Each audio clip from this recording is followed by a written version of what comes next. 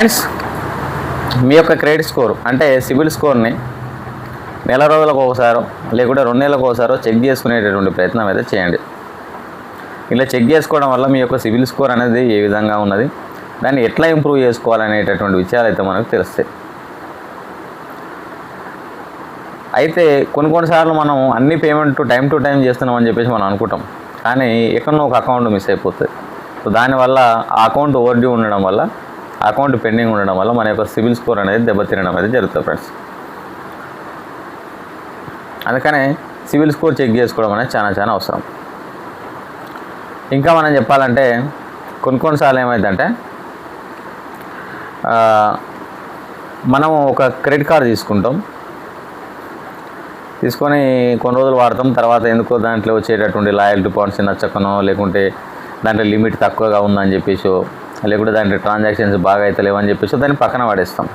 ఆ కార్డు యాక్టివ్గానే ఉంటుంది. అట్లాంటి ఉన్నటువంటి కార్డు పైన మనం ఏం చేస్తామంటే దానికి సంబంధించిన అంత పేమెంట్ చేసేసినాంలే అని చెప్పేసి అప్పుడే అంటుకుంటాం. కానీ కొన్ని రోజుల తర్వాత దానికి యాన్యువల్ సర్వీస్ ఛార్జెస్ అని చెప్పేసి 1200, 1500 దానిపైన పడడం వల్ల దాన్ని మనం వాడట్లేదని మనం పక్కన ఉంచి దాన్ని పేమెంట్ చేయడం మర్చిపోతాం. దాంతో ఏమైందంటే మన యొక్క సిబిల్ స్కోర్ ఘోరంగా దెబ్బతినేటటువంటి అవకాశం అయితే ఉన్నది. అందుకని ఇట్లాంటి విషయాలు తెలవాలంటే కంపల్సరీ సిబిల్ స్కోర్ను మనం చెక్ చేసుకోవాలి.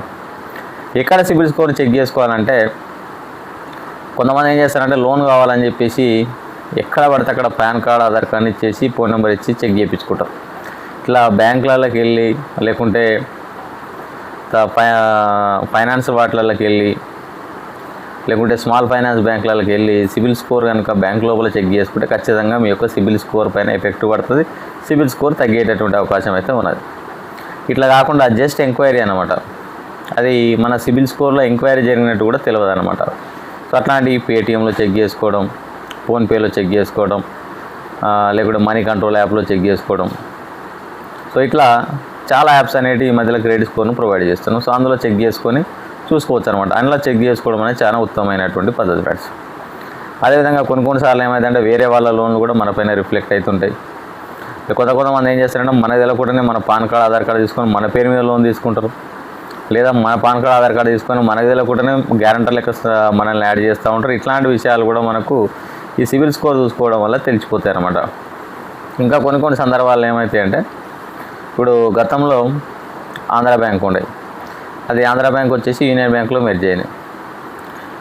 అంటే సిబిల్ స్కోర్లో ఏమైందంటే మనం ఒక లోన్ ఆంధ్ర బ్యాంక్లో తీసుకున్నాం అనుకో, అది ఇప్పుడు యూనియన్ బ్యాంక్లో కనబడాలి. కానీ ఆంధ్ర బ్యాంక్లో కనబడుతుందా ఈ లోన్ ఉన్నట్టు యూనియన్ బ్యాంక్లో కనబడుతుంది. ఇట్లాంటివి కూడా కొన్ని బ్యాంకుల వల్ల మిస్టేక్ జరిగేటటువంటి అవకాశం అయితే ఉన్నది. అదేవిధంగా మనకు సంబంధించినటువంటి ఏ ఇన్ఫర్మేషన్ అయినా ఇప్పుడు కొన్నిసార్లు ఏం చేస్తున్నామంటే కొన్ని యాప్లలో లోన్ తీసుకోమందామని మనం ప్రయత్నం చేస్తాం. లోన్ తీసుకుందామని ప్రయత్నం చేస్తాం. సరే ఒక 10,000 లోన్, చిన్న యాప్లలో లోన్ అయితే అసలు తీసుకోకూరి 5,000, 10,000 లోన్ అని చెప్పేసి ట్రై చేస్తూ ఉంటారు. ట్రై చేసి అది ఎందుకో చాలా ప్రాసెస్ ఉండడం వల్ల మధ్యలో ఆపేస్తారు. లోన్ కాలేదని మనం అనుకుంటాం, తీరా చూసేవరకల్లా సిబిల్ అది లోన్ ఉన్నట్టు చూపిస్తుంది ఫ్రెండ్స్. అట్లా అందుకనే సిబిల్ స్కోర్ చెక్ చేసుకోవడం అనేది చాలా అవసరం. చెక్ చేసుకోండి. చెక్ చేసుకొని మీ యొక్క క్రెడిట్ ఇన్ఫర్మేషన్ అంటే సిబిల్ స్కోర్ని పెంచుకునేటటువంటి ప్రయత్నం అయితే చేయండి friends. So okay friends, thank you. Video నచ్చిందని నేను అనుకుంటున్నాను. వీడియో నచ్చితే లైక్ చేయండి, ఫ్రెండ్స్ కూడా షేర్ చేయండి. సో మన యూట్యూబ్ ఛానల్ కొత్తగా చూసిన వాళ్ళు తప్పకుండా సబ్స్క్రైబ్ చేసుకోండి.